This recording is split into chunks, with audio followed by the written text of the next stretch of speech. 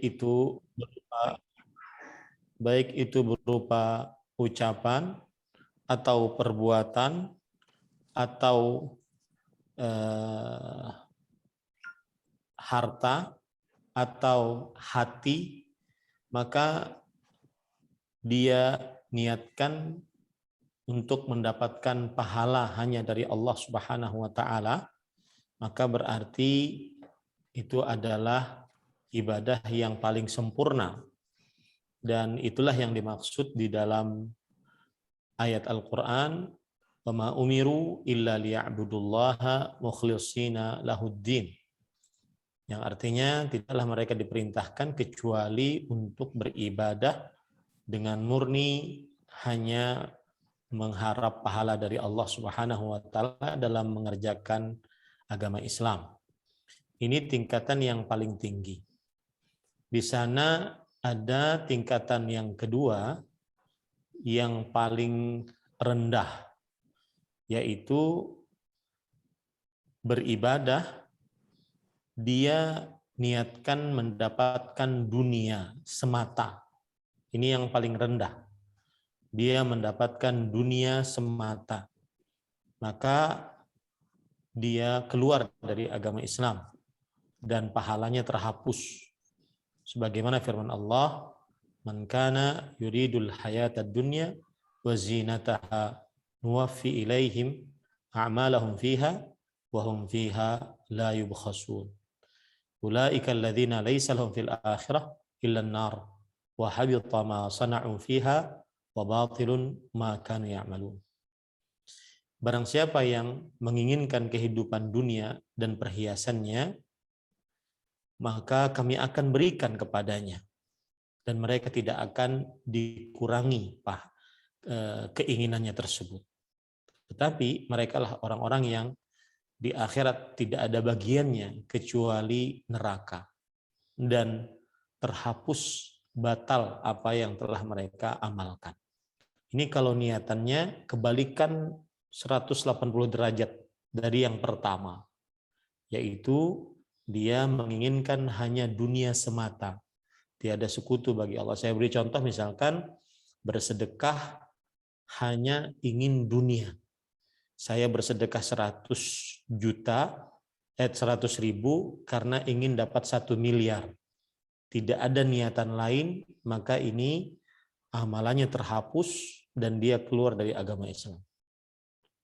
Kenapa? Karena dia menginginkan hanya dunia. Tidak ada niatan lain. Seperti seorang pegawai yang asalnya dia tidak sholat, lalu dia sholat karena mencari muka terhadap pimpinannya. Hanya murni mencari muka. Maka ini terhapus pahalanya. Nah, itu antara barat dan timur gitu ya. Di tengah-tengahnya dibagi dua lagi. Tengah-tengahnya dibagi dua. Yang pertama yaitu dia beribadah kepada Allah Subhanahu wa taala, dia niatkan untuk dapat pahala dari Allah dan juga untuk mendapat kepentingan duniawi. Dia niatkan untuk pahala dari Allah dan juga mendapatkan kepentingan duniawi.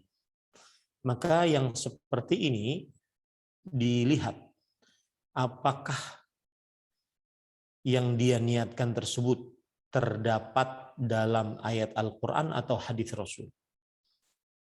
Kalau tidak terdapat dalam ayat Al-Quran atau hadis Rasul, maka ini juga diharamkan. Kenapa? Karena dia berarti mensyirikkan Allah dalam niat. Saya beri contoh, misalkan orang puasa, kemudian dia niatkan ingin dapat pahala puasa dari Allah. Pada saat yang bersamaan dia juga niatkan agar dia bisa diet untuk kesehatan. Maka pada saat itu pendapat yang lebih kuat dalam hal ini adalah diharamkan. Karena berarti niatnya tidak ikhlas karena Allah Subhanahu wa taala. Meskipun tingkat keharamannya tidak sama seperti yang tadi. Ini pembagian yang pertama dari yang kedua. Kemudian jika yang kedua adalah jika dia niatkan untuk Allah. Kemudian dia ingin juga mendapatkan pahala duniawi dari apa yang dia amalkan tadi. Seperti misalkan bersedekah. Kemudian dia niatkan ingin dapat pahala dari Allah. Tapi dia juga ingin diluaskan rezekinya atas sedekahnya. Disembuhkan penyakit keluarganya yang sakit. Sebagaimana dalam hadis Rasul, dawu maradhakum bisadaqah. Artinya, obatilah orang yang sakit di antara kalian dengan sedekah. Maka yang seperti ini diperbolehkan. Karena ada dalilnya. Dengan pembagian 3 tadi, insya Allah kita bisa merunut-runut mana niat kita yang benar-benar dibolehkan dalam Islam. Sekarang saya ingin beri contoh biar mungkin Ibu yang bertanya, Bu Dokter yang bertanya tadi bisa menjawab atau bisa memilah-milih dari 3 penjelasan tadi. Ada orang sholat berjamaah ingin agar dapat undian, sholat berjamaah subuh, ingin dapat ingin dapat undian mobil Avanza. Masuk yang mana dia? Nomor 1 kah? Nomor 2 kah? Nomor 3 dengan segala pembagiannya tadi? Nomor 3 ya Ustadz. Nomor 3. Karena mendapatkan undian.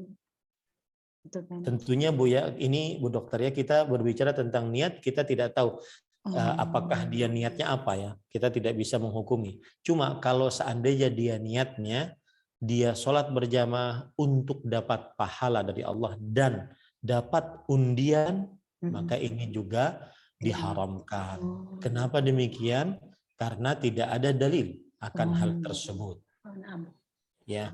Atau bisa naik kepada derajat yang kedua, yang paling buruk tadi. Tergantung niatnya sebenarnya. Jadi kalau dia niat hanya murni mendapatkan undian mobil, tidak ingin dapat pahala sama sekali dari sholat berjamaahnya dan sholat wajibnya, maka dia masuk kepada poin yang kedua. Nah, mudah-mudahan bisa dipahami ya Bu Dokter. Paham Ustadz. Jadi boleh saya ini Ustadz. Berarti memang yang paling utama kan tetap kita memurnikan yang nomor 1 itu ya Ustadz ya. Ya. Dengan apa? Dan tapi juga memahami dan mempelajari bahwa memang ada dalil-dalilnya tadi. Misalnya kalaupun kita terpeleset pun di nomor 2 yang memang ada dalilnya gitu ya Ustadz ya. Iya Bu. Syukron. Alhamdulillah udah mulai berkumpul Ustadz. Kalau misalnya memang yang saya serahkan ke moderator. Mungkin bisa kita mulai aja langsung ya Tante ya. Udah mulai ada beberapa orang yang ini juga, mengingat waktu juga. Bisa kita mulai ya. Bismillahirrahmanirrahim. Assalamualaikum warahmatullahi wabarakatuh. Waalaikumsalam. Alhamdulillahirabbil alamin. Assalatu wassalamu ala asrafil anbiya'i wal mursalin wa ala alihi washabbihi ajmain. Rabbi shrah li sadri wa yassir li amri wahlul 'uqdatam min lisani yafqahu qawli. Amma ba'd.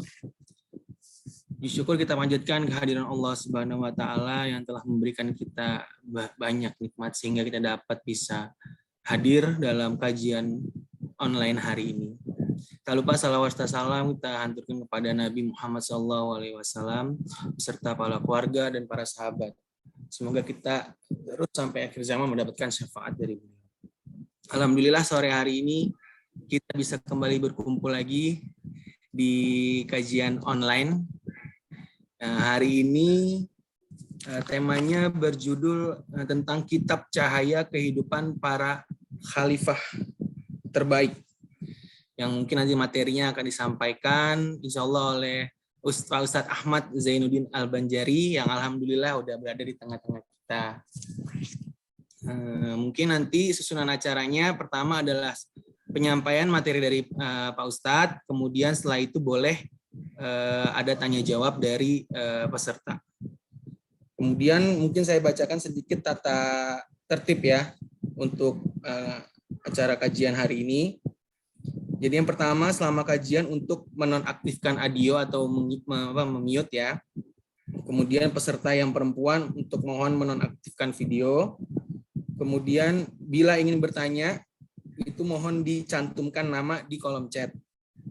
Jadi masing-masing penanya itu bisa akan diberikan kesempatan untuk 1 kali bertanya. Tapi kalau misalnya mau nanya lagi bisa, tapi sesuai urutan.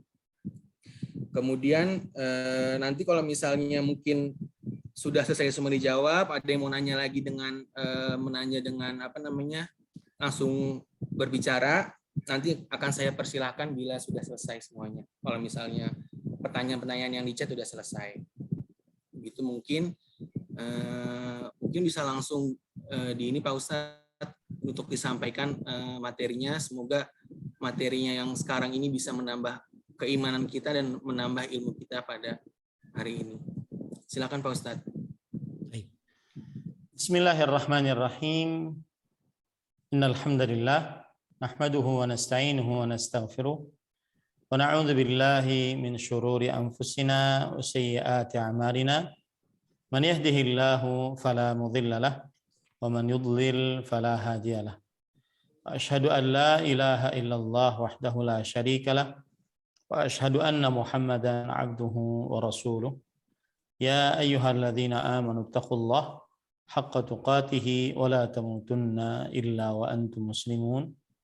Ya ayyuhan nasu taqu rabbakum alladzi khalaqakum min nafsin wahidah wa khalaqa minha zawjaha وبث منهما رجالا كثيرا ونساء واتقوا الله الذي تساءلون به والأرحام إن الله كان عليكم رقيبا يا أيها الذين آمنوا اتقوا الله وقولوا قولا سديدا يصلح لكم أعمالكم ويغفر لكم ذنوبكم ومن يطع الله ورسوله فقد فاز فوزا عظيما أما بعد فإن أصدق الحديث كتاب الله أحسن الهدي هدي محمد صلى الله عليه وعلى آله وسلم شر الأمور محدثاتها وكل محدثة بدعة وكل بدعة ضلالة وكل ضلالة في النار. Alhamdulillah, kita bersyukur pada Allah Subhanahu wa taala pada hari ini, hari Sabtu sore 23 Rabiul Awal 1443 Hijriah, kita dimudahkan oleh Allah Subhanahu wa taala untuk kembali duduk bersama di dalam majelis ilmu membaca ayat-ayat suci Al-Qur'an dan hadis dari Rasul sallallahu alaihi wasallam. Salawat dan salam semoga selalu Allah berikan kepada Nabi kita Muhammad sallallahu alaihi wa ala alihi wasallam, pada keluarga beliau, para sahabat, serta orang-orang yang mengikuti beliau sampai hari kiamat kelak. Dengan nama-nama Allah yang husna dan sifat-sifatnya yang mulia, kita berdoa, Allahumma inna nas'aluka ilman nafi'an wa rizqan thayyiban wa amalan mutaqabbala. Wahai Allah, sesungguhnya kami mohon kepada Engkau ilmu yang bermanfaat, rezeki yang baik, dan amal yang diterima. Allahumma anfa'na bima 'allamtana wa 'allimna ma yanfa'una wa zidna ilma. Wahai Allah, berikanlah manfaat dari ilmu yang Engkau ajarkan kepada kami. Ajarkanlah kepada kami ilmu yang bermanfaat dan tambahkanlah kepada kami ilmu. Allahumma inna na'udzubika min ilmin la yanfa' wa min qalbin la yakhsha' wa min nafsin la tashba' wa min da'watin la yustajabu laha. Wahai Allah, kami berlindung denganmu dari ilmu yang tidak bermanfaat, dari hati yang tidak khusyuk, dari jiwa yang tidak pernah puas, dan dari doa yang tidak dikabulkan. Kami berlindung seluruhnya dari hal-hal tersebut. Allahumma amin. Ahibatil muslimun, afanillah wa iyyakum. Kaum muslimin yang saya cintai karena Allah, terutama Majelis Ta'lim Muharram, semoga Allah Subhanahu wa taala selalu memberikan afiat kepada kita. Tema kita adalah cahaya kehidupan para khulafaur rasyidin. Kalau kita lihat tema, maka kita membahas khulafaur rasyidin. Khulafa artinya adalah jamak atau bentuk plural dari khalifah. Khalifah artinya adalah pengganti. Rasyidin yaitu orang-orang yang baik, yang diberi petunjuk oleh Allah. Dan berarti kita membahas para khalifah yang menggantikan Rasulullah Sallallahu Alaihi Wasallam sepeninggal beliau menjadi pemimpin kaum muslimin. Kita ingin mengambil cahaya kehidupan, kita ingin mengambil pelajaran dari kehidupan para khalifah yang diberi petunjuk tersebut. Dan jika kita memperhatikan, maka kita tidak akan cukup waktu untuk mengumpulkan 4 khalifah tersebut dalam satu kajian. Saya berinisiatif pada kesempatan kali ini untuk membahas khalifah yang pertama, manusia terbaik setelah para rasul dan para nabi alaihi wassalatu wassalam, yaitu Abu Bakrin As-Siddiq radhiyallahu anhu. Maka tema yang kita angkat pada kesempatan kali ini adalah cahaya kehidupan Abu Bakar As-Siddiq radhiyallahu anhu. Yang pertama adalah nama beliau.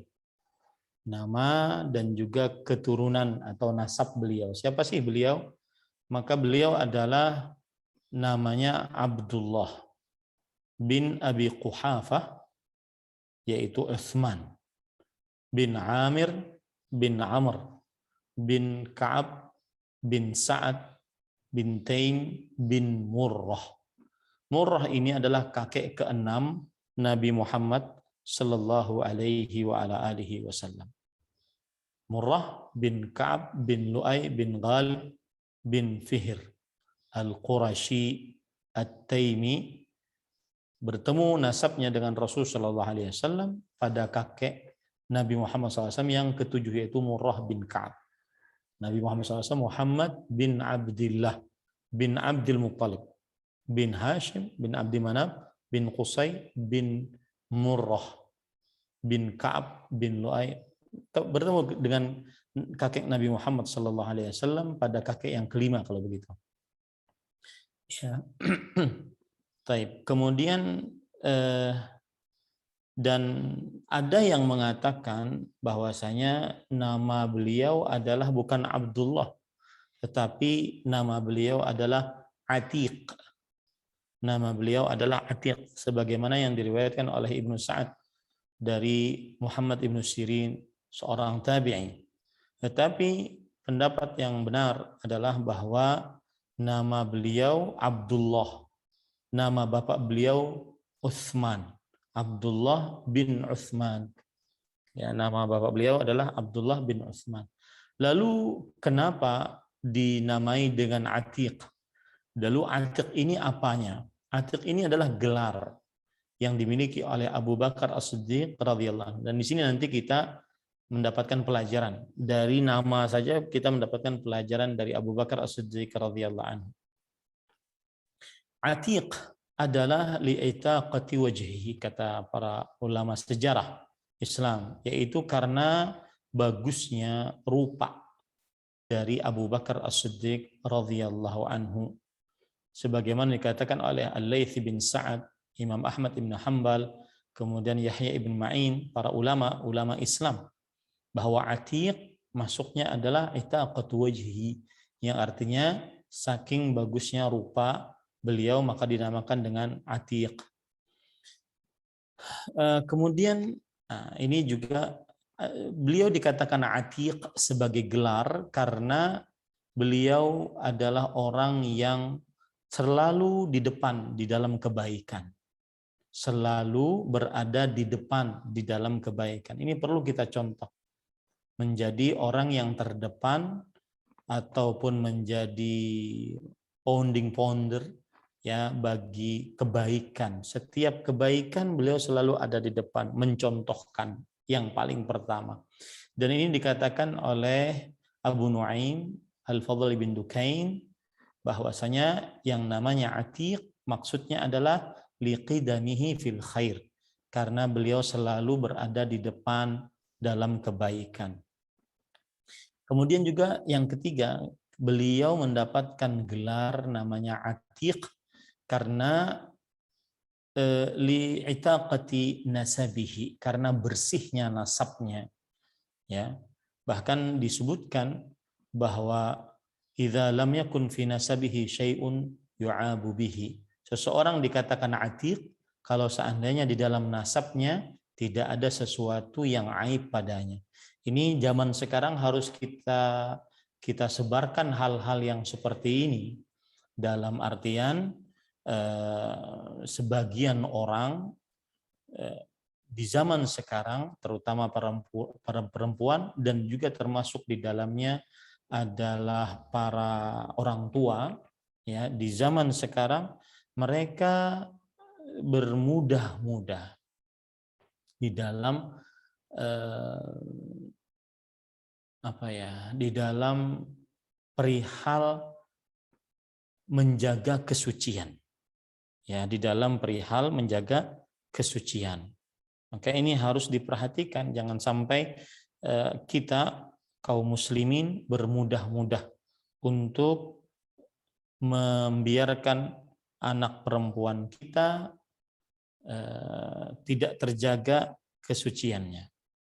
Ya, membiarkan anak perempuan kita tidak terjaga kesuciannya, karena di zaman sekarang sangat-sangat dianggap remeh seorang perempuan hilang keperawanannya, yang menyebabkan akhirnya keturunannya menjadi terputus.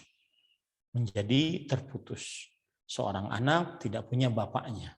Ini kan keturunan terputus karena ibunya hamil duluan. Ya, ibunya hamil duluan. Sebelum menikah maksud saya. Kemudian juga para ikhwan yang dirahmati oleh Allah Subhanahu wa taala,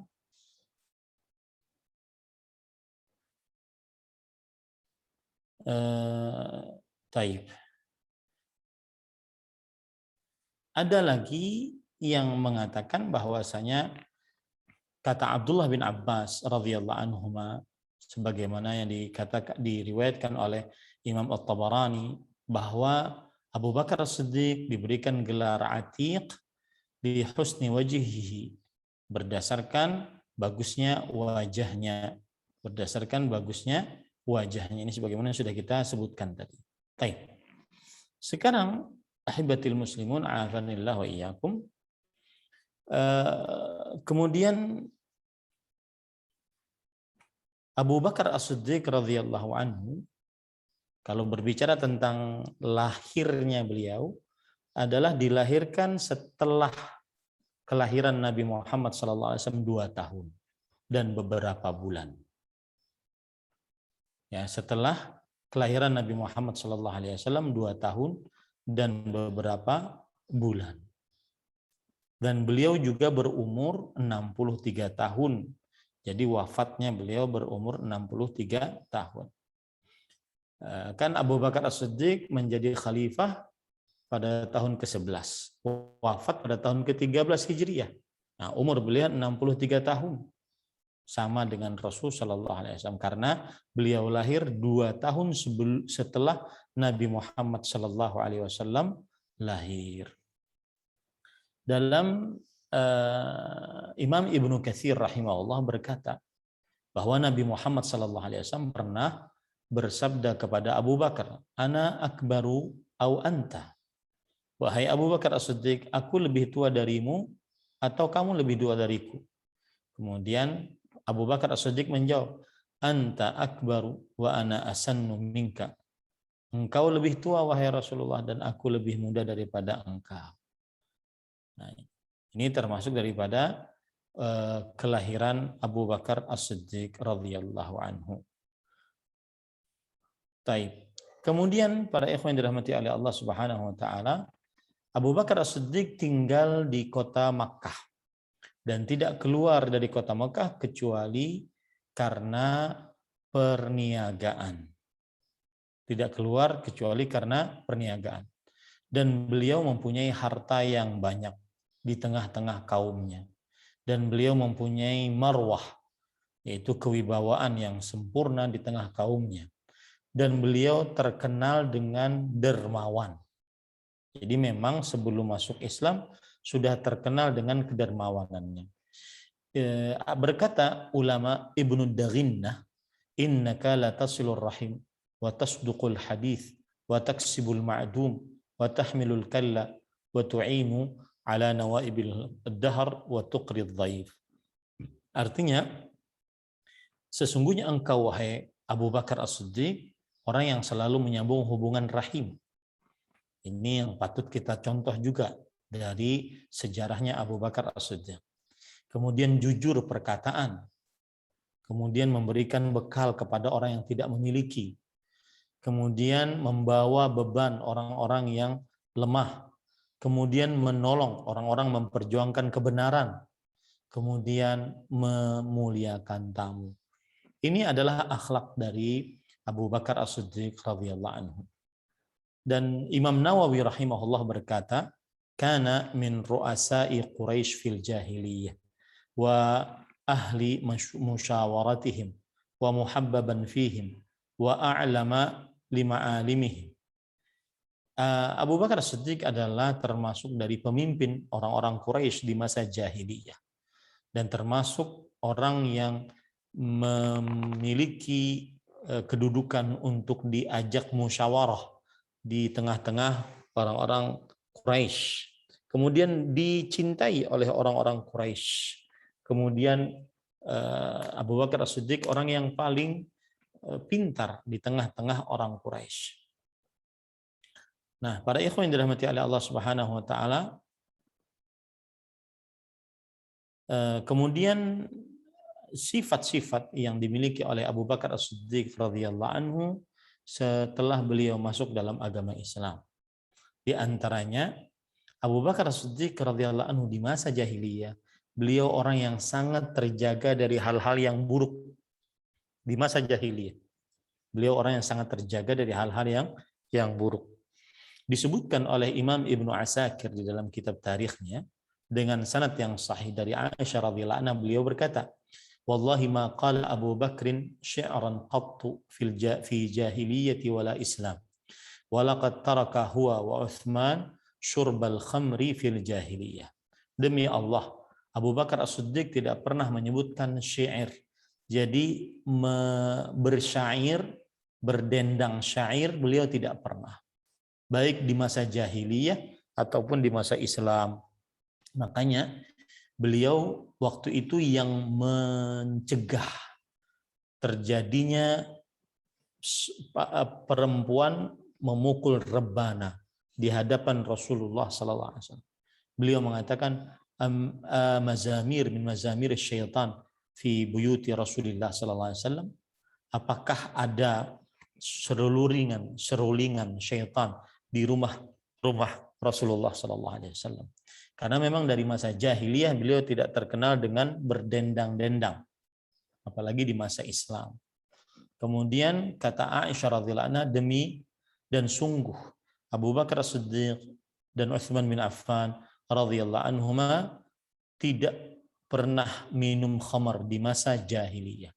Ini memang orang ini, Abu Bakar As-Siddiq radhiyallahu anhu, terkenal di masa jahiliyah orang yang sangat menjaga kewibawaan, kehormatan diri, dan suci dari hal-hal yang terlarang.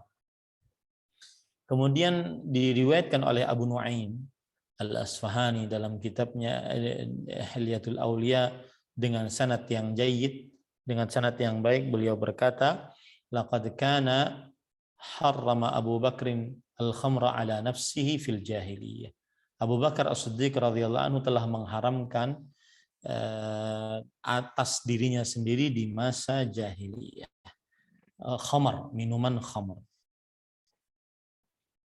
Kemudian begitu juga dikatakan oleh Abdullah bin Zubair, ya, dan juga dikatakan oleh Abul Aliyah Ar-Rayyahi bahwasanya dikatakan kepada Abu Bakar As-Siddiq, fi majma'in min ashabin Rasulullah SAW hal syaribta khamra fil jahiliyah.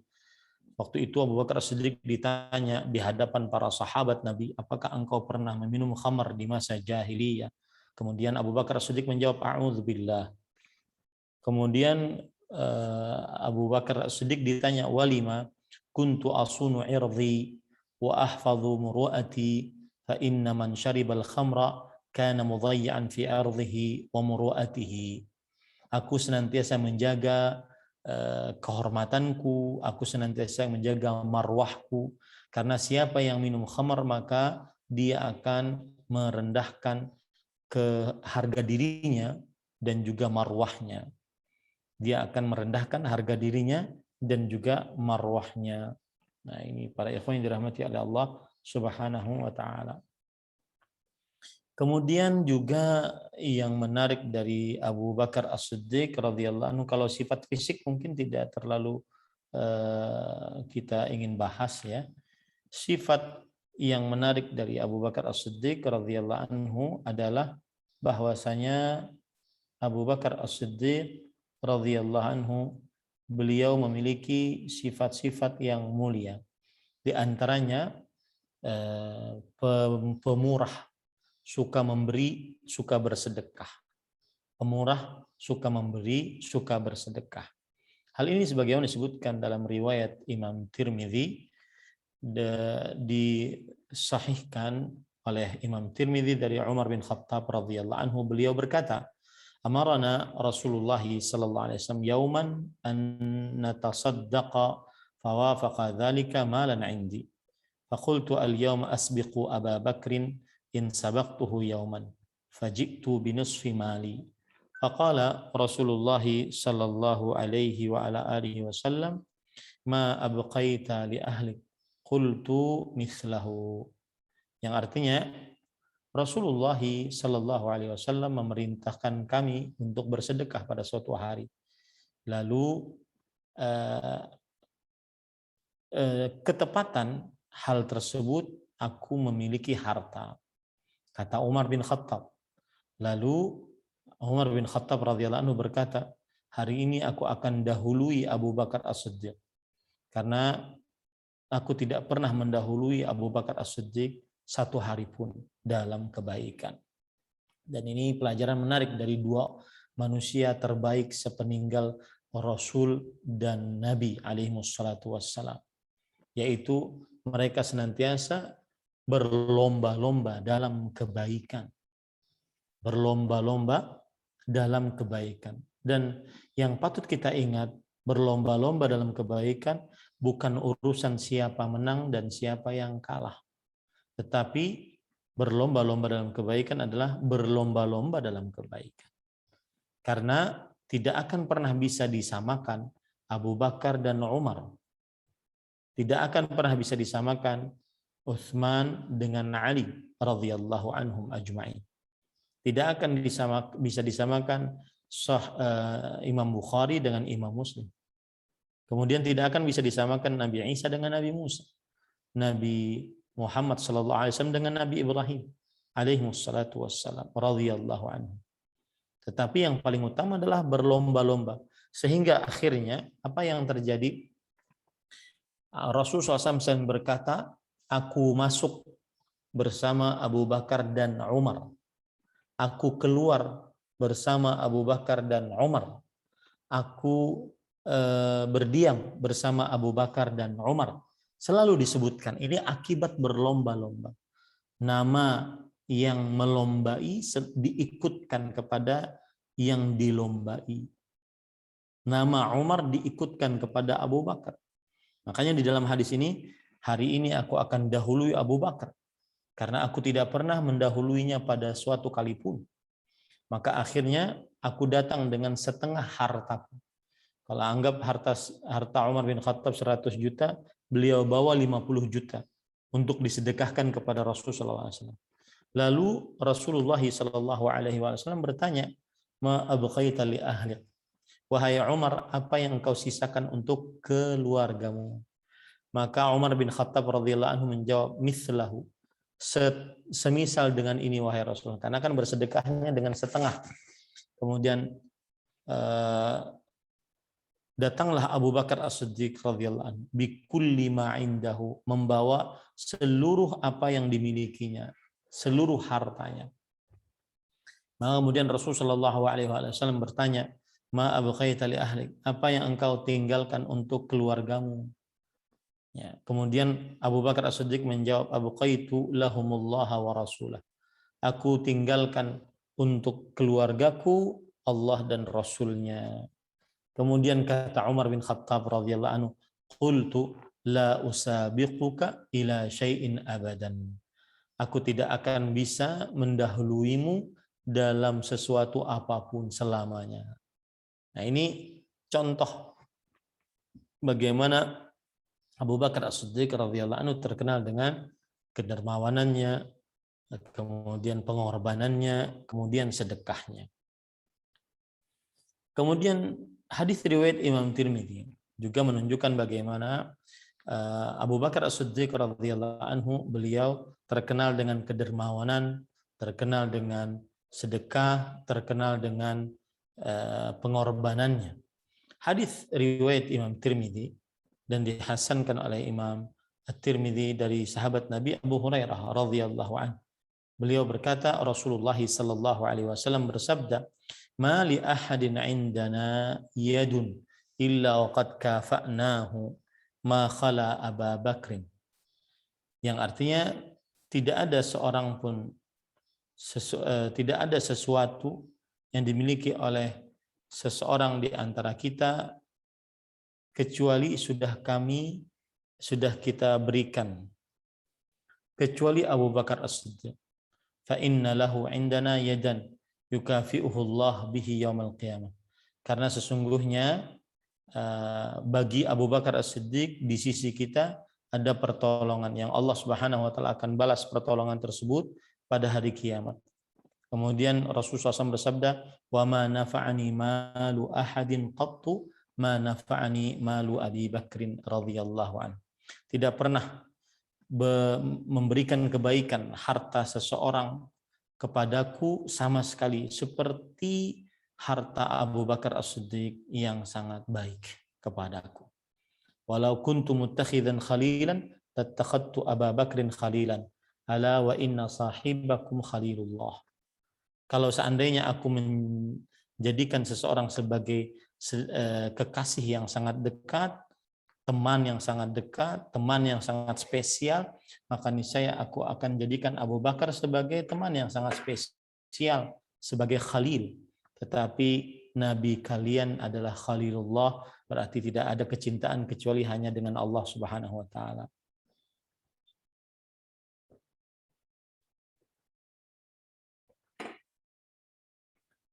Urwah bin Zubair rahimahullah pernah berkata, "Aslama Abu Bakar wa lahu 40 alfan fa anfaqaha fi sabilillah wa ataqa sab'ah kulluhum yu'adzabu fillah." Ini subhanallah, susah untuk mendahului Abu Bakar As-Siddiq radhiyallahu anhu. Beliau mengatakan Abu Bakar radhiyallahu anhu masuk dalam agama Islam dan beliau memiliki 40.000 dirham. Seluruhnya beliau sedekahkan di jalan Allah, ya. Dan beliau merdekakan 7 budak. Seluruhnya budak tersebut wafat karena disiksa di jalan Allah Subhanahu wa taala. Berapa banyak pahala yang beliau dapatkan, yaitu Abu Bakar As-Siddiq radhiyallahu anhu dapatkan. Ini sekali lagi menunjukkan bahwa beliau sangat dermawan. Beliau sangat pemberi. Beliau sangat pemurah, ya. Dan kebanyakan para orang-orang saleh terkenal dengan kedermawanannya. Dan itu menunjukkan iman. Sedekah itu menunjukkan iman. Rasulullah SAW bersabda, "Wassadaqatu burhan." Sedekah itu adalah bukti nyata, burhan, ya, bukti nyata Rasulullah Sallallahu alaihi wa ala bukti nyata beriman kepada janji-janji Allah Subhanahu wa taala. Baik, sifat yang lain yang dimiliki oleh Abu Bakar As-Siddiq radhiyallahu an adalah beliau sangat gigih untuk menjaga ukhuwah, persaudaraan karena Islam, ya, dan kecintaan karena Islam. Seperti misalkan dalam hadis riwayat Bukhari dari Abu Darda radhiyallahu anhu. Beliau berkata, "Kuntu jalisan 'inda Nabi sallallahu alaihi wasallam, idz aqbala Abu Bakrin akhidan bi tarafi thawbihi hatta abda rukbatayhi. Faqala an-nabiy sallallahu alaihi wasallam, amma sahibukum faqad ghamara. Fasallam wa qala inni kana baini wa baina ibn al-Khattab syai' فأسرعت إليه ثم ندمت فسألته أن يغفر لي فأبى علي فأقبلت إليك فقال يغفر الله لك يا أبا بكر يغفر الله لك يا أبا بكر يغفر الله لك يا أبا بكر." Artinya, aku pernah duduk, kata Abu Darda radhiyallahu anhu, aku pernah duduk di sisi Rasulullah SAW. Lalu datanglah Abu Bakar As-Siddiq. Beliau memegang ujung bajunya sehingga terlihat kedua lututnya. Ya. Ini menunjukkan lutut bagi laki-laki bukan aurat menurut pendapat yang lebih kuat. Ya. Kemudian Rasulullah SAW pun kemudian berkata, adapun teman kalian yang baru datang ini, dia sedang di dalam ketergesaan. Ya, ketergesaan. Lalu datanglah Abu Bakar As-Siddiq, kemudian mengucapkan salam, kemudian Abu Bakar As-Siddiq radhiyallahu anhu berkata kepada Rasulullah SAW, sesungguhnya ada sesuatu kejadian antara aku dengan Umar bin Khattab. Lalu aku pun bersegera menemui Umar bin Khattab, lalu aku menyesal dan kemudian aku minta dimaafkan. Tetapi Umar bin Khattab tidak mau memaafkanku. Maka wahai Rasulullah, aku menghadap kepada engkau tentang hal ini.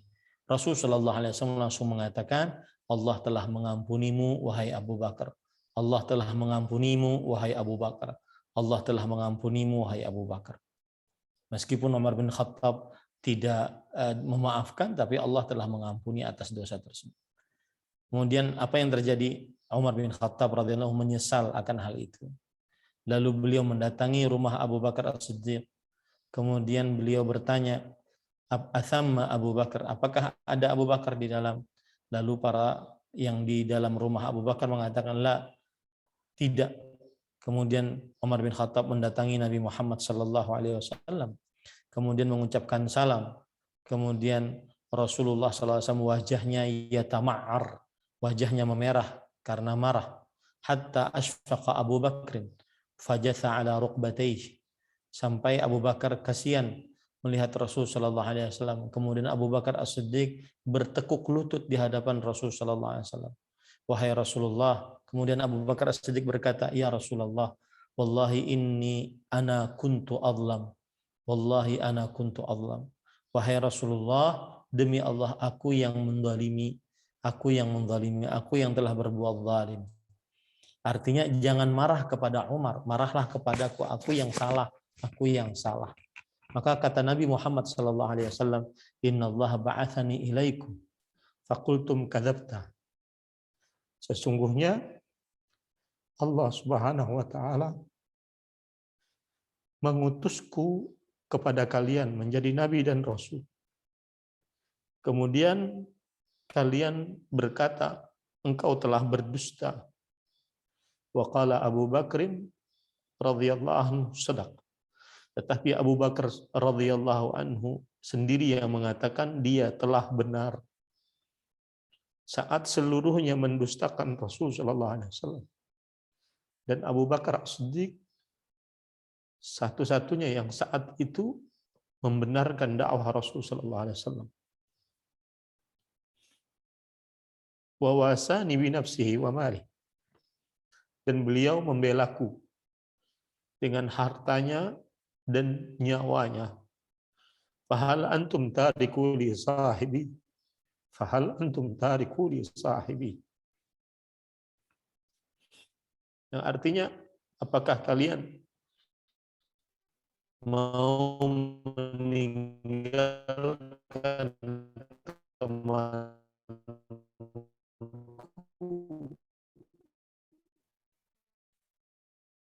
mau seorang pun melihat kedudukan Abu Bakar As-Siddiq radhiyallahu anhu. Di sini terdapat pelajaran yang sangat indah. Di antaranya adalah, dan saya berpesan untuk diri saya pribadi sebelum para ikhwah sekalian, bahwa sesama muslim bersaudara. Al-muslimu lil muslimi kal bunyan yashuddu ba'dhuhum ba'dha. Orang muslim kepada muslim lainnya seperti satu bangunan yang menguatkan satu dengan yang lainnya. Kemudian Allah Subhanahu wa taala berfirman, innamal mu'minuna ikhwah fa aslihu baina akhawaykum. Sesungguhnya orang-orang beriman itu adalah selalu bersaudara. Maka jika terjadi sesuatu, ambillah jalan perdamaian di antara sesuatu tersebut. Selalu bersaudara. Dan yang namanya saudara tidak membiarkan saudaranya dalam kegelapan, dalam penyimpangan, tetapi menasihatinya. Jadi kalau seandainya ada para pendakwah yang menasihati tentang kesyirikan agar dijauhi, tentang perbuatan bid'ah agar dijauhi, maka ini bukan berarti membenci kaum muslimin, tetapi malah itu bukti sayang kepada kaum muslimin. Pelajaran yang sangat luar biasa, bahwasanya sesama muslim bersaudara. Terutama saya katakan jika dia muslim dan dia rahim, maka ada dua ikatan yang sangat kuat di sini, keislaman dan kerahiman. Ya, di zaman sulit seperti ini, seperti pandemi COVID-19, mudah-mudahan tidak ada gelombang ketiga dan semisalnya, maka alangkah indahnya dan dijamin tidak ada yang kesulitan jika masing-masing dari kaum muslimin yang dilapangkan rezekinya, yang dimudahkan hidupnya, meneliti dari rahim-rahimnya yang kekurangan. Rahim-rahim saja. Misalkan nih, saya diri sendiri, kemudian ada bapak ibu saya, kemudian ada kakek nenek saya dari bapak, ada kakek nenek saya dari ibu. Perhatikan itu saja. Kemudian perhatikan anak, cucu, perhatikan saudara, saudari, kakak, adik, sekandung, sebapak, seibu. Perhatikan itu. Mereka lebih berhak untuk dihubungi karena mereka muslim. Kalau mereka muslim, kemudian mereka punya rahim. Enggak usah deh berbicara tentang mendakwahi orang di ada program dakwah di ujung daerah mana gitu. Sedangkan rahim-rahimnya, saudara-saudaranya masih melarat.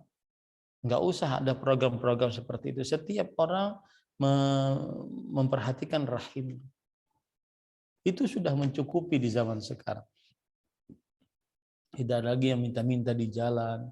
Ya, makanya kemudian perhatikan juga keponakan, anak dari saudara atau anak dari saudari, anak dari kakak, anak dari adik.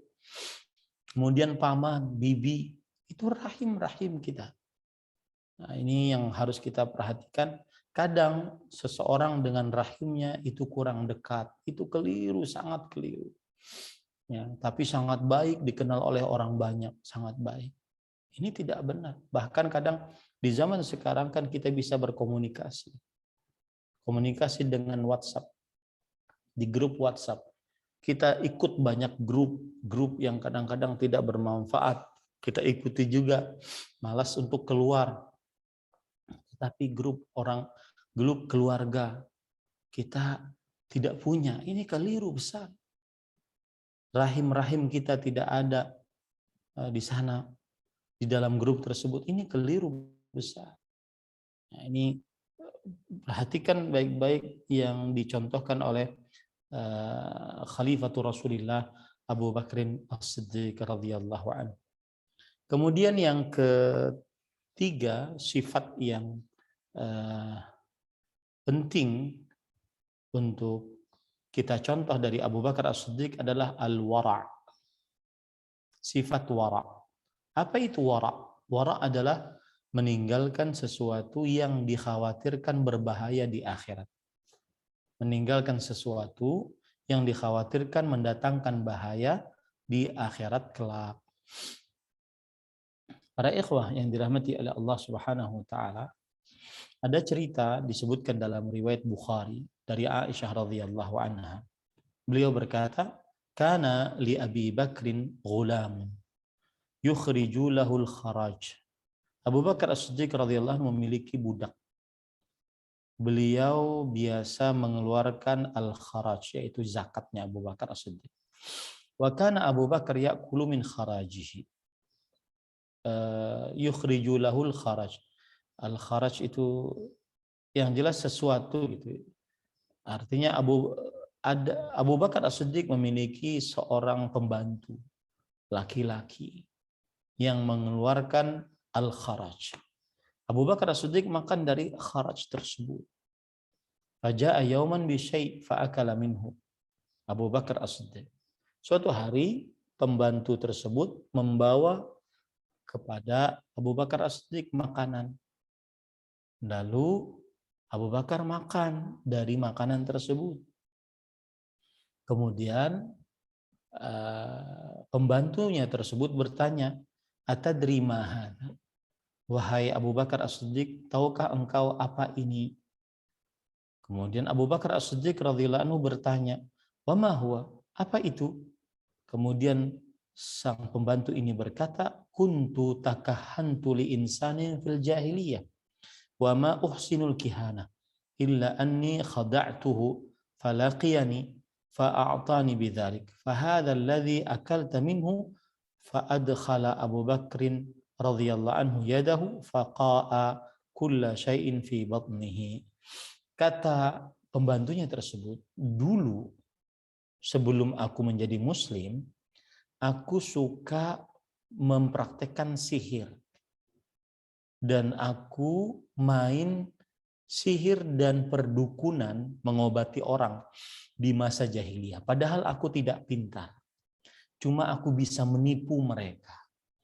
Lalu setelah aku obati mereka dan mereka sembuh, mereka memberikan hadiah kepadaku. Nah, makanan yang engkau makan tadi hasil dari uang yang aku dapatkan dari main dukun dan sihir, lalu aku belikan makanan." Apa yang terjadi? Abu Bakar As-Siddiq radhiyallahu anhu langsung beliau memuntahkan seluruh apa yang ada di dalam perutnya. Nah, ini menunjukkan bagaimana beliau sangat menjaga, sangat wara, ya, menjaga apa yang masuk ke dalam perut beliau. Padahal makanan tersebut halal karena sampai kepada Abu Bakar As-Siddiq dalam keadaan halal. Nah, ini juga menjadi perhatian. Kita sering dapat hadiah dari orang-orang yang muslim tapi bekerja pada hal yang haram.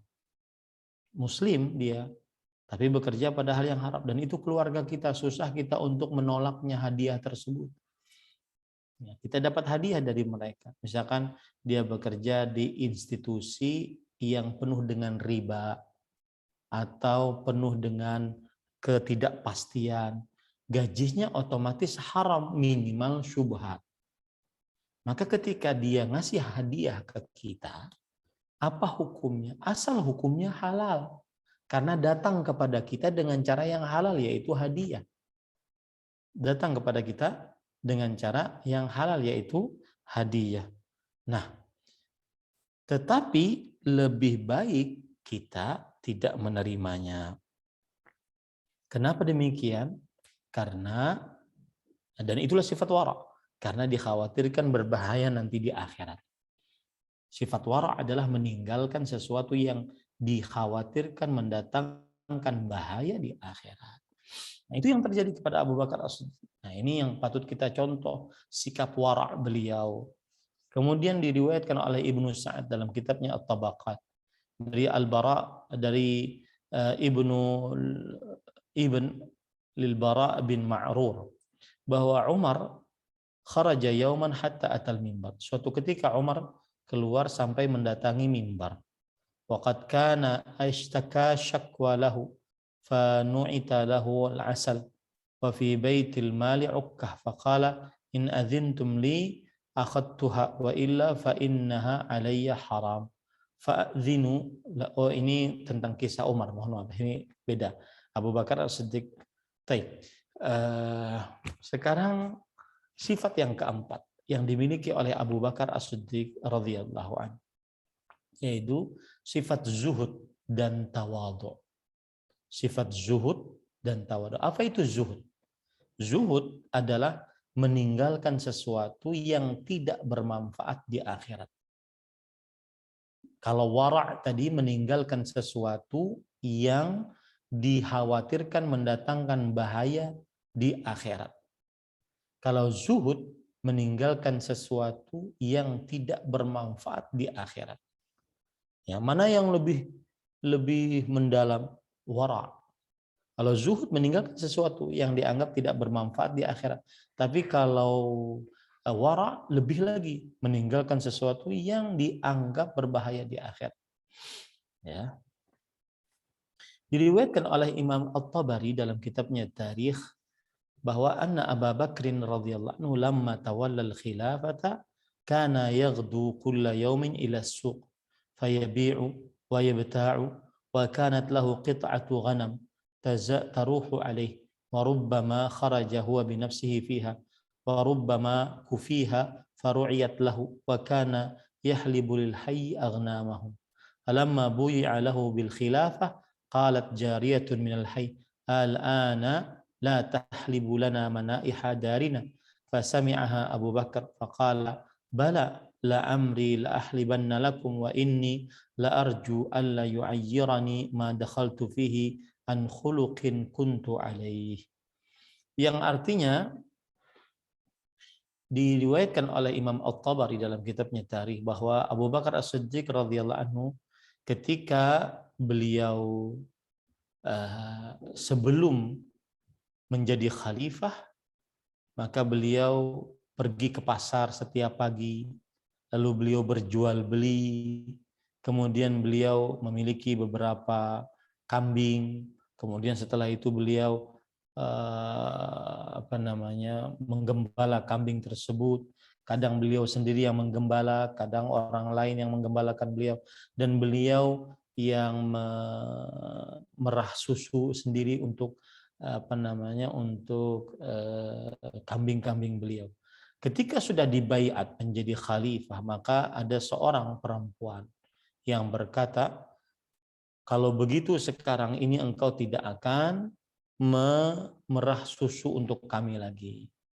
Abu Bakar As-Siddiq radhiyallahu anhu berkata, tidak, aku tetap akan memerah susu untukmu dan aku berharap agar tidak dicela selama aku bisa masuk dalam pekerjaan ini.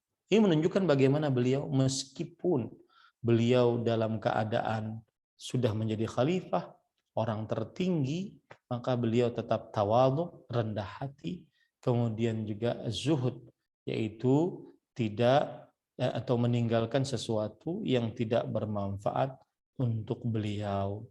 Ya, dan ada kisah disebutkan para ikhwan yang dirahmati Allah bahwasanya sebagian orang bercerita bahwa Abu Bakar As-Siddiq setiap pagi pergi ke sebuah tenda di pojokan kota Madinah, lalu beliau menemui seorang wanita tua yang buta, yang tidak bisa berjalan lagi. Kemudian beliau menyapu rumah tersebut, kemudian meletakkan makanan, dan kemudian memerah susu kambing-kambingnya.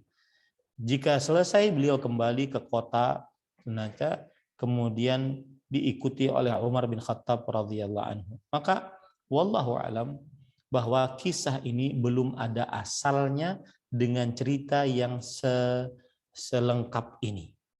Ya, dan tidak ada dari para ulama yang menyebutkan kisah ini di dalam kisah-kisah Abu Bakar As-Siddiq dalam kitab-kitab mereka. Memang disebutkan secara kisah lain yang hampir semisal tetapi tidak sama ya oleh Imam Ibnu Asakir dalam kitabnya At-Tarikh dari Abu Salih Al-Ghifari bahwa Umar bin Khattab radhiyallahu anhu beliau senantiasa pergi menemui seorang yang sudah tua renta kemudian di pojokan kota Madinah pada malam hari. Kemudian Umar bin Khattab menyiapkan makanan, menyiapkan minuman dan membersihkan rumahnya. Dan jika Umar bin Khattab datang ke rumah tersebut, ternyata rumah tersebut sudah bagus. Ternyata yang datang sebelumnya adalah Abu Bakar As-Siddiq radhiyallahu anhu. Dan pada waktu itu Abu Bakar As-Siddiq adalah khalifah radhiyallahu anhu.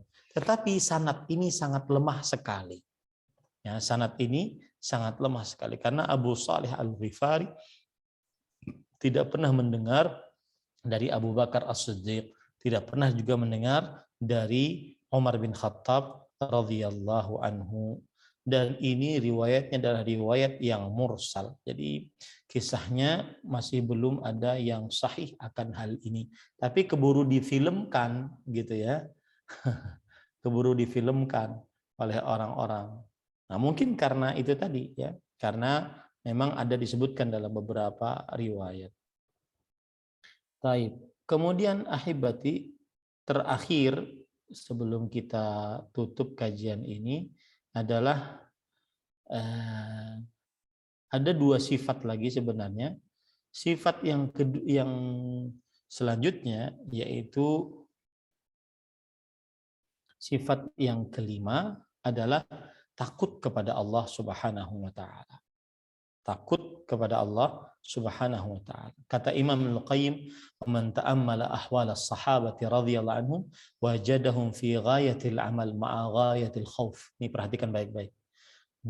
Siapa saja yang memperhatikan kehidupan para sahabat Nabi radhiyallahu anhum, manusia-manusia terbaik itu.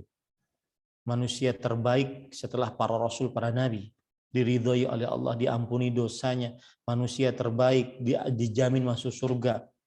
Maka mereka, siapa saja yang mempelajari kehidupan mereka, akan mendapati dua hal yang sangat luar biasa dari mereka. Yang pertama, yaitu semangat beramal ibadah, disertai dengan sangat takut kepada Allah Subhanahu wa taala.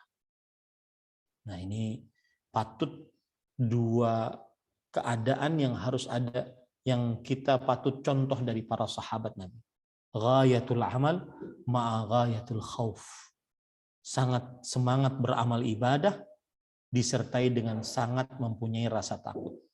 Abu Bakar As-Siddiq radhiyallahu anhu berkata, "Wadittu anni sya'rah fi jambi 'abdin mu'min." Yang artinya, aku ingin sekali menjadi sehelai rambut yang ada pada kepala seorang mukmin. Itu sajalah. Itu sudah cukup bagiku. Ini disebutkan dalam riwayat Imam Ahmad. Bagaimana beliau sangat takut kepada Allah Subhanahu wa taala dengan perkataan seperti itu. Kemudian disebutkan juga Abu Bakar As-Siddiq annahu kana yumsiku bilisanihi wa yaqul hadzal ladzi awradani al-mawarid. Beliau sering memegang lidahnya. Kemudian beliau berkata, inilah yang bisa menjerumuskanku ke dalam neraka.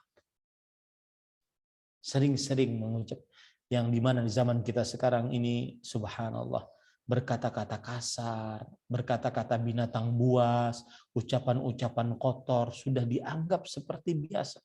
Semenjak dibukakannya komentar, boleh berkomentar di media sosial. Subhanallah. Wa kana yabki katsiran. Abu Bakar As-Siddiq orang yang suka menangis. Dan Abu Bakar As-Siddiq berkata, "Ubku fa illam tabku fatabakau." Menangislah kalian. Kalau tidak sanggup untuk menangis, maka berusahalah untuk menangis. Kemudian kana idza qama ila shalah ka'annahu 'ud min khasyatillahi 'azza wa jalla. Abu Bakar As-Siddiq radhiyallahu anhu, ini pantas memang ya, orang manusia terbaik. sepeninggal Rasulullah SAW. Memang kehidupannya begini. Jadi bukan dengan angan-angan, bukan dengan cerita dongeng. Gitu. Beliau ketika bangun malam, beliau seperti satu tiang. Diam, tegak. Karena saking takutnya kepada Allah Subhanahu wa Ta'ala. Saking takutnya kepada Allah Subhanahu wa Ta'ala.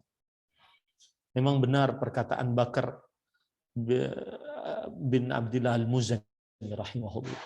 Beliau mengatakan, seorang tabi'i berkata tentang Abu Bakar As-Siddiq, "Ma sabaqa Abu Bakr As-Siddiq bi kathrati salatin wa siyamin, walakin bima waqara fi qalbihi minal iman." Abu Bakar As-Siddiq radhiyallahu anhu mendahului para sahabat, tidak terkenal dengan banyaknya puasa, banyaknya sholat, tapi dengan apa yang menancap di dalam hati beliau dari keimanan. Itu Abu Bakar As-Siddiq radhiyallahu anhu. Kemudian para ikhwan yang dirahmati oleh Allah Subhanahu wa taala, ketika beliau dalam keadaan sekarat, beliau berkata kepada Aisyah radhiyallahu anha, "Ya bunayya, inni asabtu min malil muslimin hadhihi al-aba'ah wa hadhihi al-hillat wa hadha al-'abd fa asra'i bihi ila ibn al-Khattab. Wallahi lawadittu anni kuntu hadhihi syarah tu'kalu wa tudhah wa tu'dad."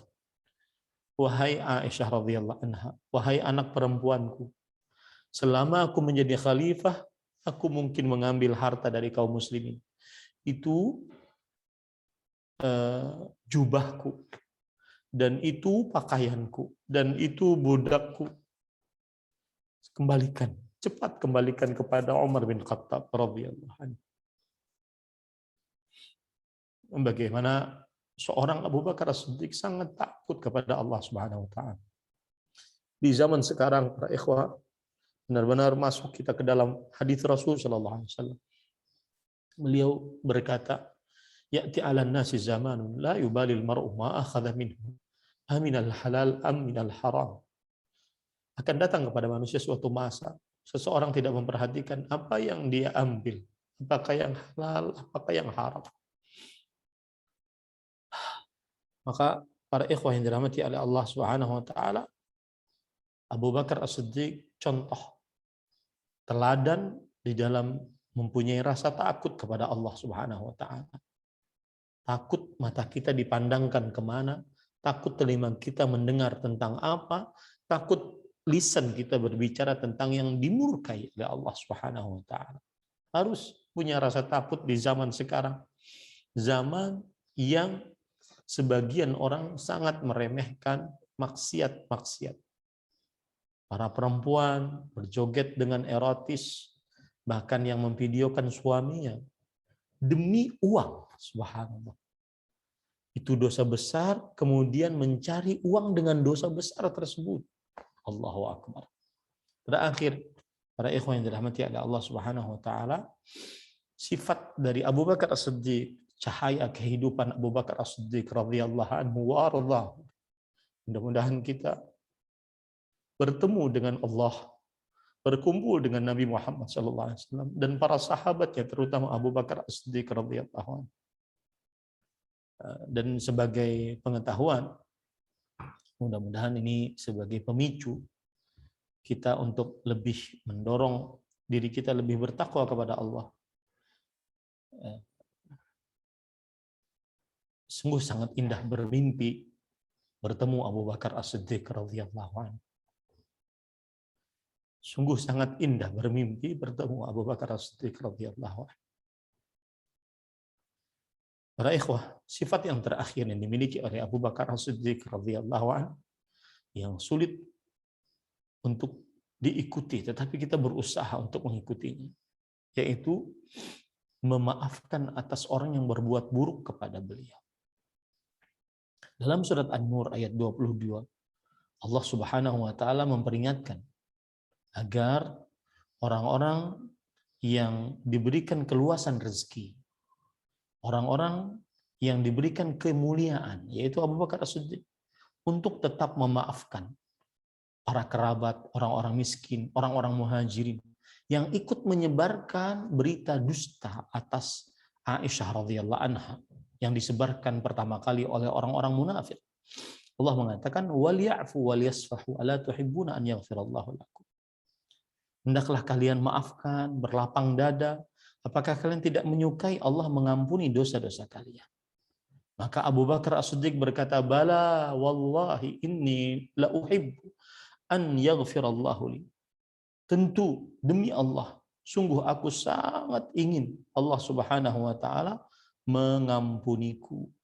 Maka akhirnya Abu Bakar As-Siddiq radhiyallahu anhu tetap beliau menafkahi Mistah bin Utsatsah yang sempat menyebarkan dan memberitakan kabar Aisyah radhiyallahu anha dituduh berbuat yang tidak semena-mena kepada, tidak senonoh kepada dengan sahabat Rasulullah sallallahu alaihi wasallam. Dan para ikhwah, pesan ini baik-baik, dengarkan pesan ini baik-baik. Memaafkan di dunia atas kesalahan orang lain yang pernah berbuat salah kepada kita lebih besar pahalanya dibandingkan menuntut dendam kelak di akhirat. Saya ulangi, memaafkan di dunia atas kesalahan orang lain yang pernah berbuat salah kepada kita lebih besar pahalanya dibandingkan menuntut dendam di akhirat kelak. Karena memaafkan dicintai oleh Allah, diampuni dosanya oleh Allah, dimasukkan ke dalam surga. Adapun menuntut balas di akhirat kelak, mungkin dia akan dapatkan transferan pahala, tetapi belum dijamin surganya oleh Allah Subhanahu wa taala. Allah berfirman, "Wasari'u ila maghfiratin min rabbikum wa jannatin 'arduha as-samawati wal ardu 'iddat lil muttaqin alladzina yunfiquna fis sarra wad dharra wal kadhimina al ghaidha wal 'afina 'anil nas wallahu yuhibbul muhsinin." Bersegeralah kalian mendapatkan ampunan dan surga yang luasnya seluas langit dan bumi, yang disediakan untuk orang-orang bertakwa. Siapa mereka orang bertakwa? Orang yang bersedekah dalam keadaan susah dan dalam keadaan lapang. Orang yang menahan amarah dan memaafkan manusia. Memaafkan kesalahan manusia. Allah mencintai orang-orang yang berbuat ihsan. Nah, ini Bapak Ibu, saudara-saudari yang dimuliakan oleh Allah, beberapa cahaya kehidupan dari seorang Abu Bakar As-Siddiq radhiyallahu anhu. Semoga yang disampaikan bermanfaat. Wa sallallahu nabiyana Muhammad walhamdulillahi rabbil alamin. Nah, silahkan. Subhanallah, Pak Ustadz. Begitu banyak ya sifat dari Abu Bakar As-Siddiq radhiyallahu anhu yang bisa kita contoh. Bahkan sebelum beliau masih menjadi pemimpin Quraisy juga banyak sifat yang baik dari beliau, gitu ya Pak Ustadz. Dan tadi ada total ada 6 sifat yang bisa mungkin harus juga kita contoh dari Abu Bakar As-Siddiq radhiyallahu anhu. Subhanallah, begitu gimana ya, sampai bergetar gitu hati Pak Ustadz. Jadi begitu indah, begitu baik dan begitu bercahaya seorang Abu Bakar As-Siddiq radhiyallahu anhu. Mungkin setelah ini langsung kita lanjutkan dengan sesi pertanyaan. Yang pertama itu ada dari Ibu Lila. Silahkan. Assalamualaikum warahmatullahi wabarakatuh, Ustaz. Waalaikumsalam warahmatullahi wabarakatuh. Mau bertanya mengenai sedekah, Ustadz. Kalau misalnya seorang suami yang sudah menitipkan uangnya ke istrinya, pendapatannya, jadi memang sebagian diserahkan untuk istrinya, tapi juga sebagian dititipkan. Terus kemudian istrinya menyedekahkan atas nama suaminya, nah apakah itu bisa dianggap bahwa suaminya itu sudah bersedekah? Itu pertanyaan pertama. Pertanyaan kedua, misalnya Ustadz, mungkinkah kita bisa mencontoh, pernah dengar gitu, kayak ada ucapan orang itu yang kita nggak mungkin seperti Abu Bakar zaman sekarang ini yang bersedekahnya bisa sampai pol-polan gitu. Apakah, atau kalau kita berusaha seperti beliau, apakah itu berlebih-lebihan atau bagaimana, Ustaz? Terima kasih. Bismillah, walhamdulillah, wassalatu wassalamu ala rasulillah wa ala alihi wa sahbihi wa wala wa ba'd. Adapun untuk pertanyaan tentang suami menitipkan hartanya kepada istrinya, apakah ini berarti suami sudah mensedekahkan hartanya kepada istrinya? Maka jawabannya, semuanya berlaku sesuai dengan hadis Rasul, innamal a'malu binniyat. Amalan tergantung niatnya. Dan juga berlaku pada hadis Rasul, al-muslimuna ala syurutihim. Kaum muslimin di atas kesepakatan. Dan ini juga yang berkaitan dengan harta gonogini antara suami istri. Baik itu kalau terjadi perpisahan cerai atau perpisahan mati, maka sebenarnya dalam agama Islam tidak ada harta gonogini. Yang terjadi kan dalam kompilasi hukum Islam, pernikahan atau pembagian harta waris, yang saya dapati beberapa kasus di negeri ini adalah adanya harta gonogini. Jadi misalkan saya beri contoh, seorang suami meninggalkan 100 juta untuk dijadikan harta waris. Maka sebelum dibagikan, maka itu harus dibagi dua dulu dengan istri. Jadi 50 juta istri mendapatkan, 50 juta sebagai harta waris. Baru setelah itu dibagi sesuai dengan syariat Islam. Ini kurang tepat. Karena harta 100 juta tersebut adalah harta yang dimiliki oleh seseorang, entah itu oleh istri atau oleh suami. Tidak ada kepemilikan bersama. Saya beri contoh, misalkan ada rumah, tanahnya yang beli istri, sang suami yang bangunnya. Lalu milik suamikah kalau itu harta waris suamikah kalau seandainya suami meninggal? Maka kita katakan berapa suami memiliki komponen di dalam rumah tersebut, berapa persen dia, berapa persen untuk istri. Ya, jadi tidak ada kepemilikan harta gonogini. Yang ada adalah sang istri mempunyai hak milik, sang suami mempunyai hak milik berapa. Itu satu. Nah, kembali ke permasalahan yang ditanya tadi, kalau seandainya sang suami sudah memberikan kepada istri, apakah itu hak milik istri? Tergantung apa yang diniatkan oleh suami. Kalau hanya sebagai wakil dititipi atau sebagai tempat penitipan dan itu bukan hak milik istri berdasarkan keterangan dari suami, maka pada saat itu sang istri tidak berhak atas harta tersebut kecuali dengan izin suaminya. Seperti itu. Jadi tergantung dia apa statusnya yang dikatakan oleh suami. Kalau sang suami mengatakan ini uang saya berikan kepadamu, berarti berpindah kepemilikan itu milik istri. Saya berikan kepadamu, saya hadiahkan, saya nafkahkan, maka itu berarti kepemilikan berpindah. Ketika kepemilikan berpindah, maka seorang istri berhak untuk berlaku apa saja pada hartanya karena dia seorang muslimah yang berakal dan juga rasyidah, yang pantas untuk menggunakan harta. Apakah harus izin suami? Maka jawabannya adabnya iya, tetapi tidak wajib. Rasulullah SAW bersabda, la tantahikil mar'atu syai'an min maliha illa bi'izni zawjiha. Seorang istri tidak menghabiskan dari hartanya kecuali dengan izin suaminya. Itu adab, tidak wajib. Karena seorang istri mau membeli apa saja dari uangnya miliknya pribadi, itu hak dia.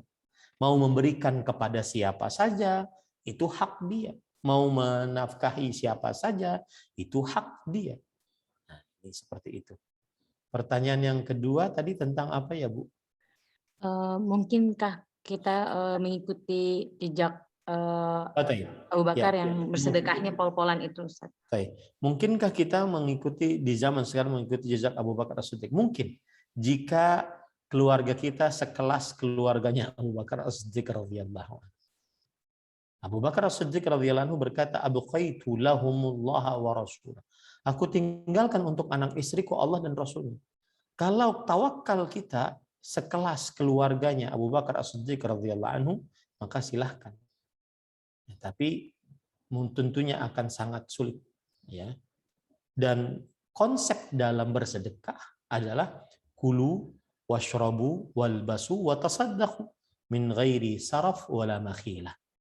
Makanlah secukupnya, minumlah sekehendakmu, kemudian berpakaianlah sekehendakmu, bersedekahlah sekehendakmu, tanpa dua sifat, terlalu berlebih-lebihan dan mendatangkan kesombongan. Wallahu a'lam. Syukron Ustaz, jazakallah khair. Barakallahu fikum. Selanjutnya ada pertanyaan di kolom chat, saya bacakan ya Pak Ustadz. Ya. Ustadz, Afwan bertanya, Hafizakallah, bagaimana hukumnya kami adalah anak dari ayah seorang bankers dan sudah lama meninggal. Bagaimana hukum haji dan umroh Ibu Ana, kurban dan semua Ibu Ana sumbangkan untuk kebaikan. Apakah bernilai pahala buat Ibu Ana, Ustadz? Ini pertanyaan dari Ibu Widya Humairah. Coba ulangi, Mas Tarik. Bagaimana hukumnya? Kami adalah anak dari ayah seorang bankers dan sudah lama meninggal. Bagaimana hukum haji dan umroh Ibu Ana, kurban dan semua Ibu Ana sumbangkan untuk kebaikan, apakah bernilai pahala buat Ibu Ana, Ustaz? Bismillah, alhamdulillah, wassalatu wassalamu ala Rasulillah. Kita berdoa kepada Allah dengan nama-nama Allah yang husna, sifat-sifat yang mulia. Semoga keluarga kita yang sudah meninggal diampuni dosanya oleh Allah, dilapangkan kuburnya, diangkat derajatnya, dan dimasukkan ke dalam surganya Allah Subhanahu wa taala. Apapun dosa yang keluarga kita miliki selama bukan kesyirikan, kekufuran atau munafik akbar. Baik. Kemudian pertanyaan, ada seorang bekerja di bank. Kemudian dia menafkahi anak istrinya. Maka apa hukum nafkah tersebut? Jawabannya adalah hukum nafkah tersebut yang sampai kepada anak istri, bagi anak istri halal. Ya, bagi anak istri halal. Adapun bagi bapak yang bekerja, maka tentunya dia haram melakukan pekerjaan di tempat tersebut. Baik. Lalu bapak menafkahi ibu untuk melakukan kegiatan-kegiatan ibadah yang berkaitan dengan harta. Dimulai dari haji, umroh, sedekah, kemudian juga berkurban, maka apa hukumnya? Jawabannya adalah bahwa ibadah yang tidak diterima dari harta yang haram hanya ibadah sedekah. Ibadah yang tidak diterima dari harta yang haram hanya ibadah sedekah. Karena Rasulullah SAW bersabda, Innallaha thayyibun la yaqbalu illa thayyiba. Allah itu baik dan tidak menerima kecuali yang baik. Nah, ini menunjukkan bahwasanya para ulama berpendapat, kebanyakan dari mereka, Allah tidak menerima dari sedekah yang berasal dari harta yang didapatkan dengan cara yang haram. Baik.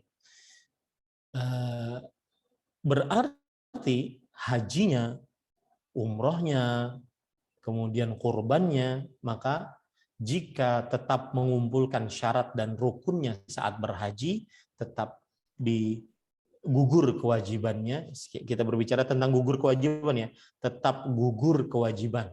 Artinya sah hajinya, sah umrohnya, sah kurbannya. Adapun pahala urusan Allah Subhanahu wa taala. Begitu, wallahu a'lam. Terima kasih Pak Ustaz. Lanjut ya Pak Ustaz untuk pertanyaannya ya Pak. Silakan. Akbar Syah. Bismillah, Assalamualaikum warahmatullahi wabarakatuh. Jazakumullah khairan wa ahsanallahu ilaikum Ustadz Ahmad Zainuddin. Semoga Allah senantiasa menjaga Ustadz dan keluarga-keluarga Ustadz. Amin. Semoga Allah senantiasa memberkahi jalan dakwah Ustadz serta menjaga kita semua dan seluruh kaum muslimin untuk bisa senantiasa berada di dalam ketaatan kepada-Nya.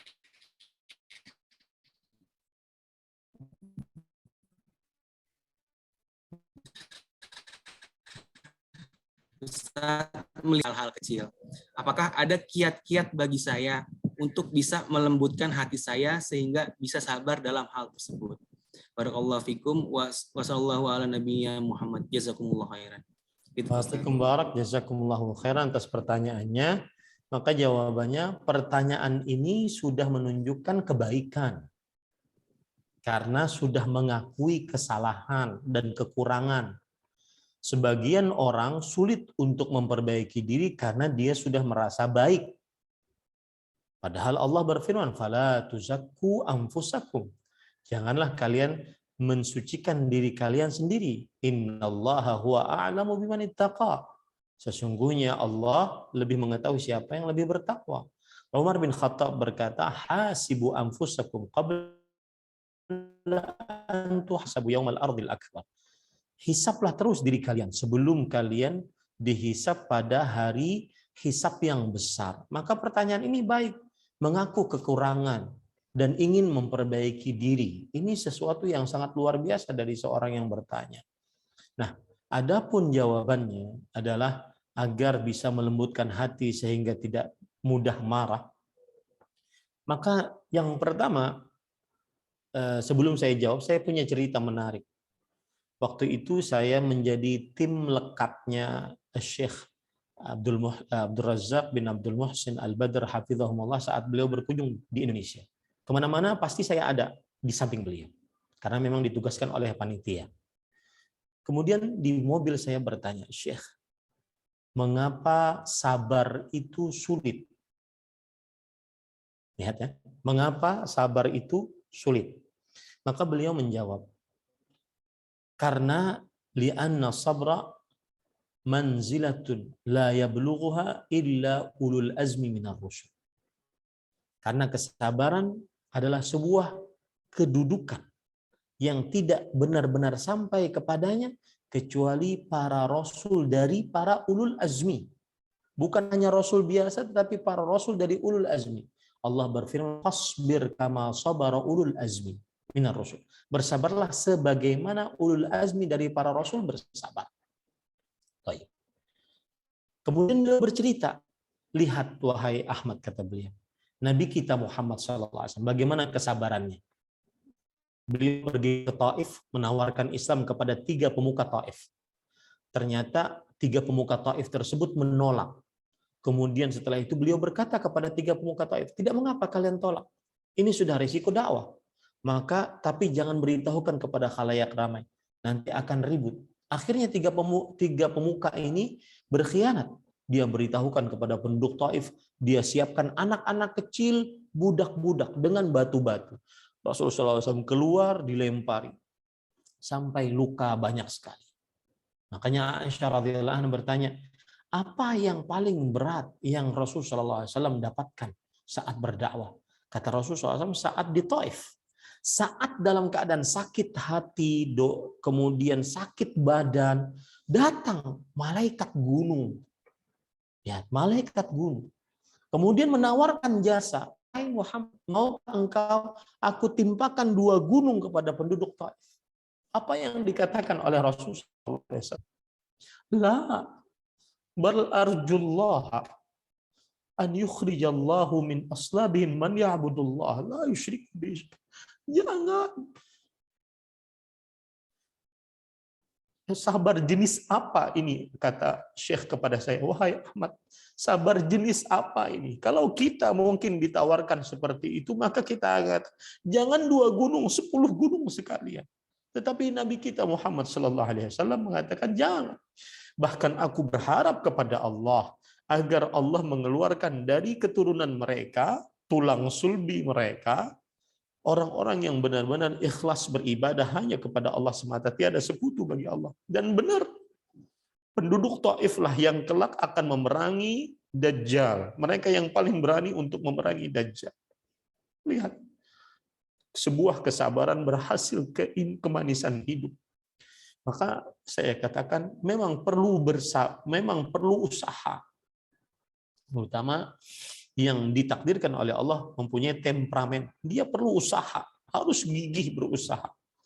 Itu satu. Yang kedua, dia harus berdoa kepada Allah. Yang ketiga, dia harus mengetahui akibat buruk dari marahnya.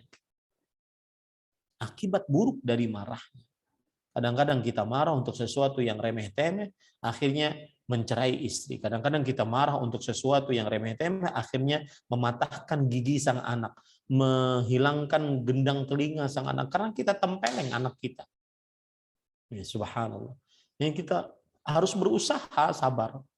Ya, man tasabbara yusabbirullah, kata Nabi Muhammad. Siapa yang berusaha sabar, Allah akan mudahkan, Allah akan beri petunjuk dia untuk sabar.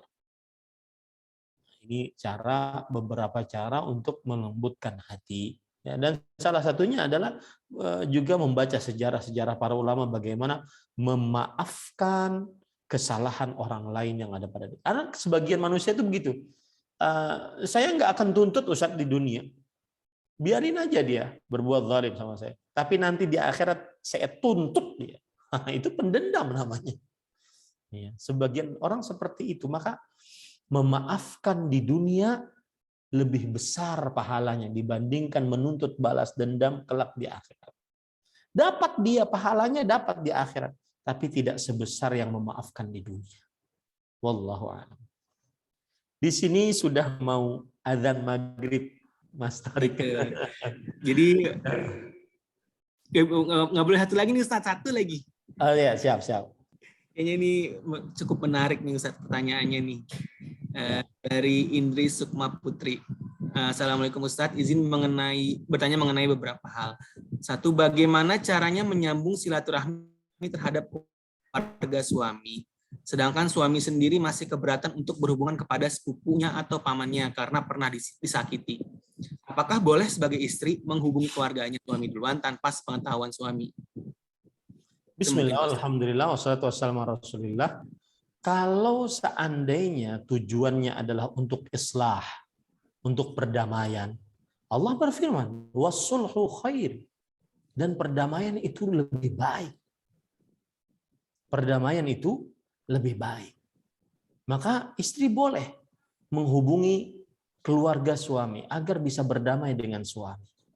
Tetapi hati-hati jangan sampai sang suami kemudian menganggap istri lancang. Maka dia harus bermain cantik. Di suami juga dia harus elus suami agar menghubungi hubungan rahim. Dan saya berpesan para ikhwan, ya, rahim, jaga rahim. Jaga rahim. Itu tanda iman. Sebagian orang kadang-kadang baik dengan orang lain yang bukan rahim, tetapi memutuskan hubungan dengan rahim. Ini tidak benar. Seorang beriman senantiasa menjaga rahim. Kata Allah Subhanahu wa taala, "Ana rahim.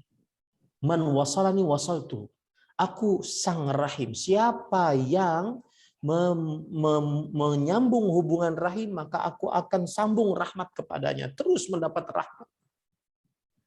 Dan Rasulullah SAW bersabda, "Wa khairuhuma alladzi yabda'u bisalam."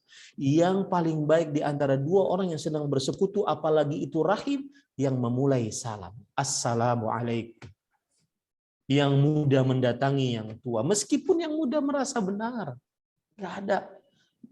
Yang lebih luar biasa, saya pernah menulis di media sosial saya, apakah masih Anda ingin amalan Anda tidak diangkat setiap Senin dan Kamis gara-gara rahim Anda tidak Anda hubungi hanya untuk perkara dunia dan egosentris semata? Ini kurang berpikir panjang kalau begitu. Kurang berpikir panjang. Ayolah, ya. Tidak akan selesai dan itu salah satu tipuan iblis. Target operasi iblis adalah dia sudah tidak mampu untuk mengajak manusia agar mensyirikkan Allah. Tetapi dia akan terus mengajak manusia untuk bercerai-berai, terutama dengan rahim-rahim. Wallahi para ikhwah, saya sering mendapati, saya 13 tahun di Arab Saudi. Itu tadi disebutkan kata sepupu. Sepupu itu kan anak paman, jauh, bukan rahim. Artinya tidak ada hubungan mahram gitu. Kita sebagai laki-laki, anak sepupu perempuan, misalkan anak paman itu sepupu itu perempuan, kita boleh menikahinya, dia bukan mahram kita. Tapi karena dia anak paman, Masya Allah, seperti saudara sendiri, itu di Arab Saudi sering saya dapati. Saya pernah diundang oleh Syekh, Alhamdulillah Ahmad bisa datang ke sini. Ini sepupu saya sedang syukuran bahwa dia sudah selesai. Jadi seperti anak sendiri. Saya nggak bisa Ahmad untuk tidak menghadiri undangan ini. Padahal itu undangan sepupu. Maka hati-hati. Ya, rahim, jaga rahim. Itu ibadah kepada Allah Subhanahu wa taala. Yang di saat sekarang ini sungguh sangat menurun ibadah tersebut. Apalagi yang benar-benar sedarah. saudara sekandung, kakak adik berantem. Allahu Akbar. Ya, ini sangat menyedihkan, sangat menyedihkan. Maka ayo dengan kajian ini, ayo hubungi rahim. Minta maaf kepada adik kah, kepada kakak kah, minta maaf. Apalagi kakak adik itu rahim betul itu. Yang di zaman pandemi seperti ini mungkin agak kurang kita berhubungan, tetapi kita kan punya media sosial di zaman sekarang. Wallahu a'lam. Cukup kiranya akhi Tariq. Iya. Alhamdulillah, terima kasih banyak Pak Ustadz atas tadi juga penyampaian materinya dan jawaban-jawaban yang telah Pak Ustadz jawab. Semoga menjawab juga untuk bagi-bagi penanya. Semoga kajian ini bisa menambah keimanan kita kepada Allah Subhanahu wa taala dan menambahkan ilmu kita. Dan semoga juga bisa untuk sesi selanjutnya ya Pak Ustadz ya, tentang Khalifah Umar Utsman Ali radhiyallahu anhuma. Ditunggu Pak Ustadz. Dan terima kasih juga untuk para peserta yang sudah hadir. Semoga dapat lebih menyambung tali silaturahim kita. Mari kita tutup acara ini dengan membaca hamdalah dan doa penutup majelis. Alhamdulillahirabbil alamin. Subhanakallahumma wa bihamdika asyhadu an la ilaha illa anta astaghfiruka wa atubu ilaik. Terima kasih Pak Ustadz. Saya tutup. Wabillahi taufiq. Wassalamualaikum warahmatullahi wabarakatuh. Waalaikumsalam warahmatullahi wabarakatuh. Terima kasih Ustadz.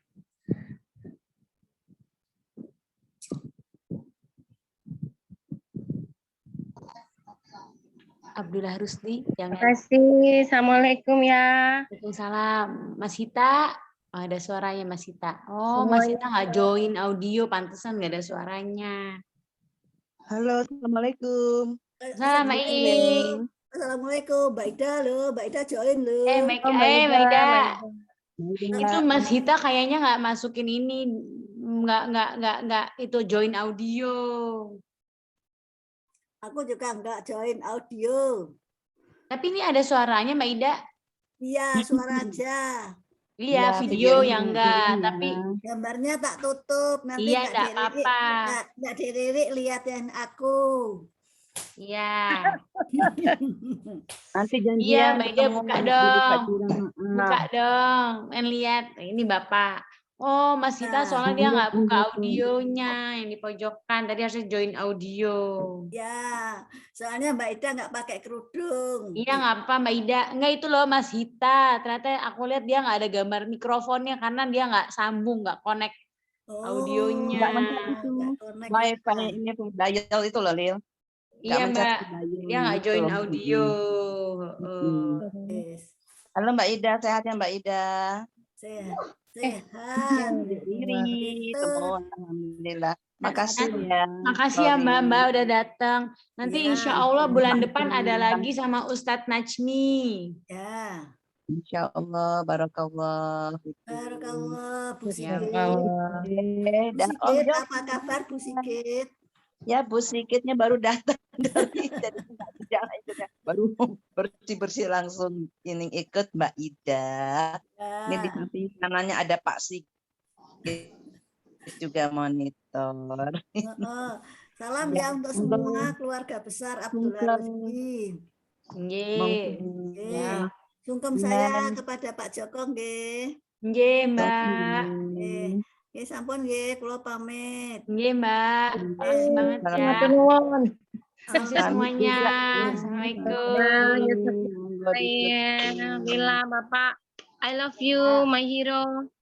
Mbak Riri tuh. Mbak Riri, coba-coba bentar. Enggak, ini ada di sini. Baik-baik saja dia. Bentar-bentar, galeri. Seger, Dek Riri seger. Ini halo-halo manggil Bapak. Tuh, mukanya tuh. Thank you. Tuh, Mbak Riri. Teleponnya sekarang canggih tuh.